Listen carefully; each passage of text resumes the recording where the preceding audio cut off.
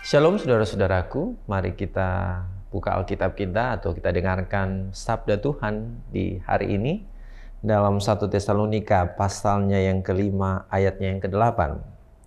Tetapi kita yang adalah orang-orang siang, baiklah kita sadar, berbaju sirahkan iman dan kasih, dan berketopongkan pengharapan keselamatan.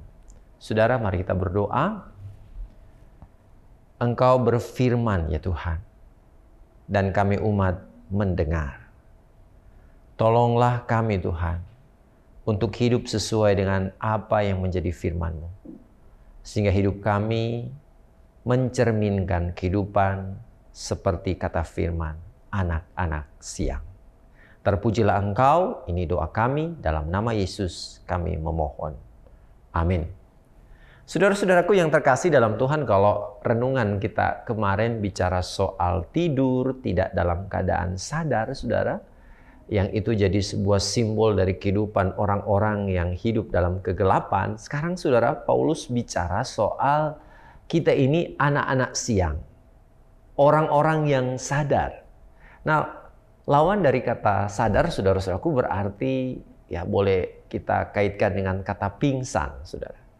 Ya mungkin kita pernah mengalami situasi tersebut, hadir dalam suatu acara yang cukup padat, lalu kemudian terjadi kelemahan fisik dalam tubuh kita dan pada akhirnya kita pingsan. Nah, ketika kita pingsan, saudara-saudaraku, kita sudah tidak sadar apa yang akan terjadi.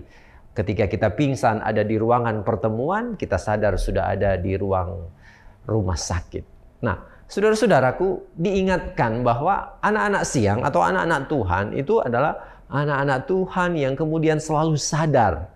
Nah, kata sadar ini tentu ada kaitannya dengan selalu berjaga-jaga. Nah, bagaimana supaya kemudian kita bisa berjaga-jaga dalam hidup ini? Firman berkata, berbaju sirahkan iman dan kasih, dan berketopongkan pengharapan keselamatan. Dalam menantikan kedatangan Tuhan, Paulus ingatkan orang ini harus sadar pada segala situasi dan keadaan. Jangan kita kemudian jadi pingsan. Nah, kita bisa bayangkan saudara-saudaraku kalau itu dikaitkan dengan kehidupan rohani kita. Kita jadi orang-orang Kristen yang pingsan. Kita tidak sadar apa yang menimpa kita. Kita buta pada segala sesuatu yang akan kita alami. Maka kita menuju kepada kebinasaan. Tapi anak-anak siang atau anak-anak Tuhan, anak-anak terang menyadari bahwa mereka berbaju sirahkan iman dan kasih dan berketompongkan pengharapan keselamatan. Ini yang kemudian melahirkan satu iman yang selalu bertumbuh di dalam Tuhan. Nah, firman mengingatkan kepada kita bahwa kita harus memiliki iman dan kasih, tapi juga pengharapan kepada Tuhan. Memang tantangannya saudara-saudaraku ketika bicara soal hari Tuhan, ya ada orang terjebak untuk kemudian mencoba meramalkan tanggal, bulan, bahkan tahun kedatangan Tuhan. Lebih ekstrim lagi saudara-saudaraku, ada orang yang kemudian bermasa bodoh ketika kemudian tahu bahwa Tuhan datang dengan ramalan-ramalan tersebut. Mereka menjual harta mereka lalu kemudian berdiam dalam satu ruangan untuk menantikan Tuhan, tidak lagi beraktivitas, tidak lagi bekerja. Nah, ini tentu disadari oleh Paulus bisa menjadi sebuah bumerang bagi kehidupan orang Kristen tatkala ada orang-orang yang kemudian melihat cara hidup orang-orang yang menantikan Tuhan dengan cara seperti ini. Sepertinya kemudian iman mereka tidak bertumbuh, tidak sadar, bahkan pingsan atau bahkan tidur. Nah, kita melalui bacaan Alkitab ini adalah orang-orang yang kemudian siuman pada keadaan.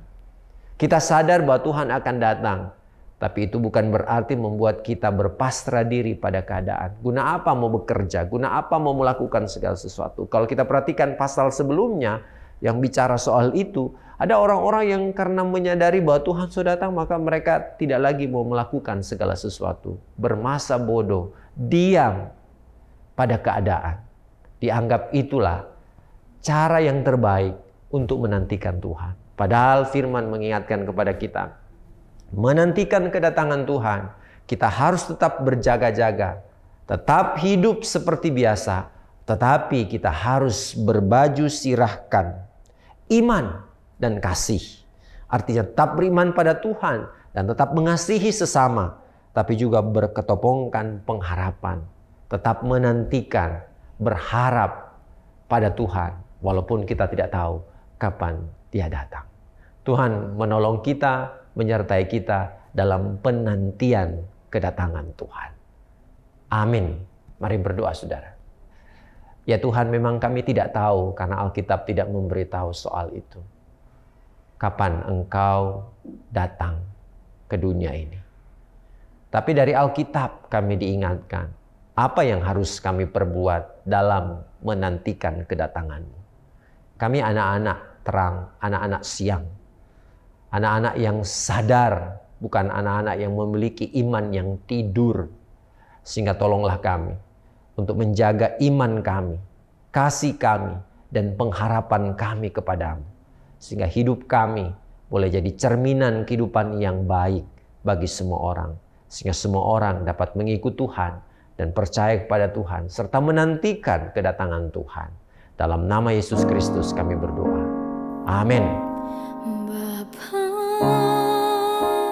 Sentuh hatiku, ubah hidupku menjadi yang baru, bagai